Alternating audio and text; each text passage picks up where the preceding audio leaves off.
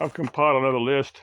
This is on a brand new sheet of paper, or not brand new, because this box probably made back, I don't know, 80s, 90s somewhere, because you can't buy. Maybe you can. I don't know. Every somebody sells tractor feed paper, tractor feed printers. I don't know if anybody's making them new. It's probably refurbished used ones. There may be people using them. I don't know.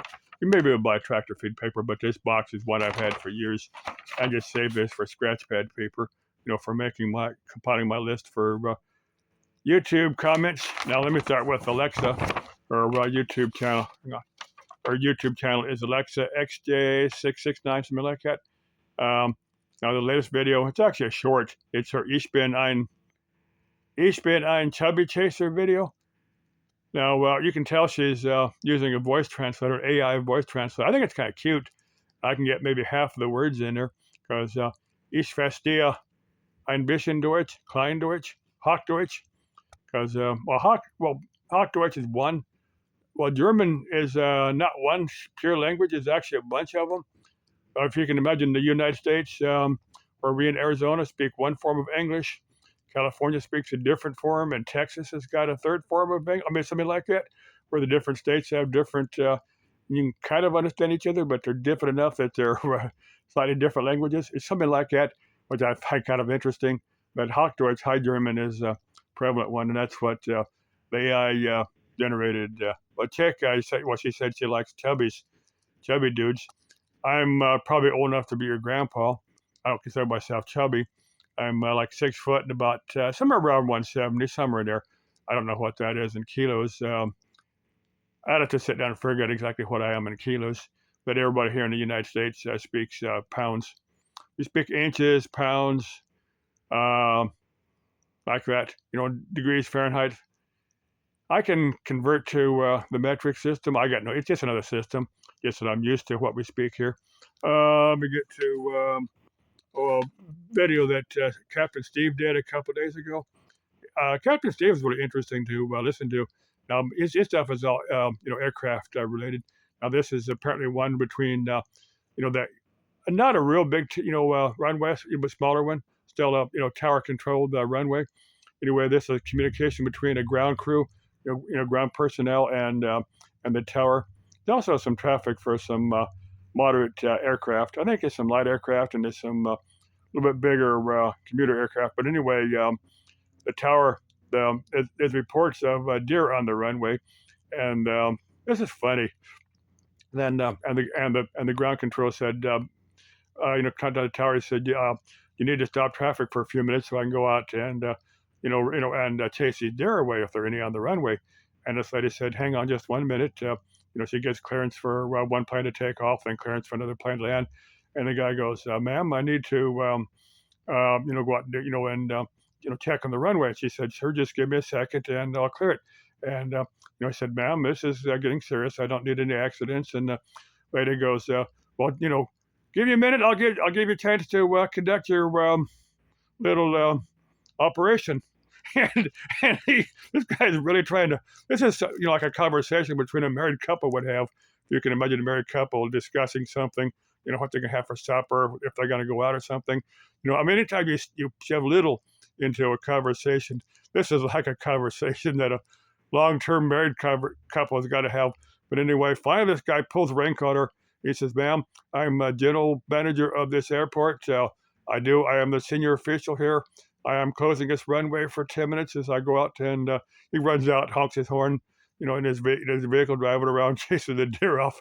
And then he finally comes back and said, tower, the runway is clear. Go ahead and resume airport operations. It is just so funny. Captain Steve, if you want to listen to it, some of the stuff is stupid. He gets some pilots that have no idea how to fly a plane, or at least they have no idea how to communicate with a tower.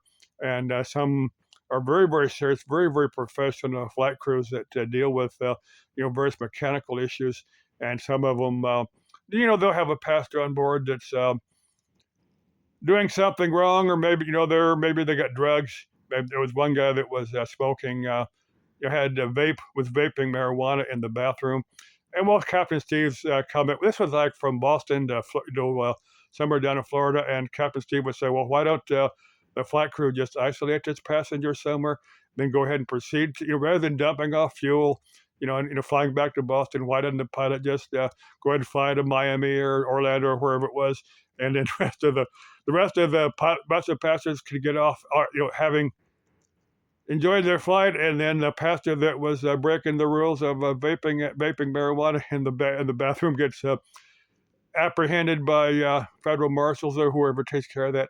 That's on the comments. But this, when this tower goes, okay, go ahead and perform your little operation. Yeah, super funny. Now the next one I got to cover is for Trump, and now I like Trump. I've agreed with him on most out, but this NATO thing, I don't know. I'm guessing he's trying to shake up NATO. The thing that bugs me is when he's talking about the troops that said no foreign troops have served in NATO.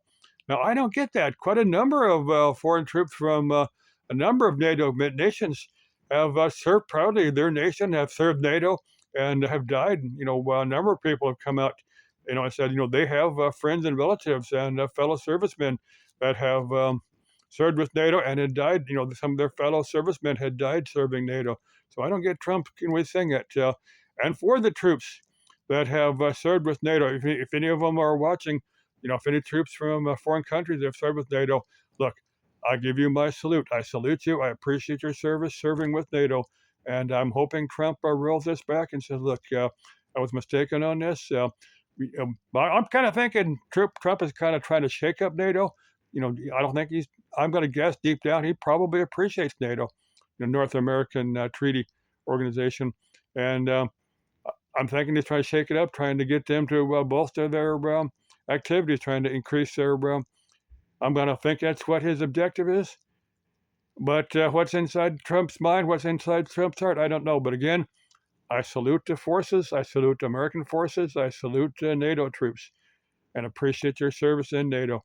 Next thing I'm going to cover is for my bank. And just to show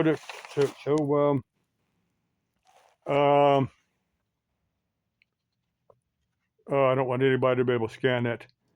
Just to show Chase, I'm sick and tired of being lied to and being called a liar. I'm not going to tell you what bank this is on. Now, I've covered the story between me and my bank, Yahoo, and Amazon. Now, this might be Deutsche Bank.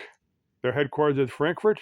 This might be a bank that's got banks in third world countries that cater to, let's say the third world countries cater to less than friendly. Oh, how do I phrase this? But anyway, you get the idea of third world banks that don't agree to American standards. And if Chase wants to come back, and try to attach my funds, that has to go through a judge. And I'm going to guess that most judges don't appreciate being called a liar and don't appreciate being lied to. So I'm going to guess that Chase is probably SOL.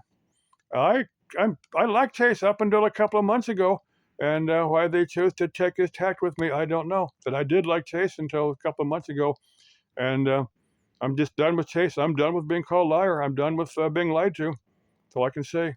Okay, bye-bye. Let's keep life exciting and interesting. Bye-bye.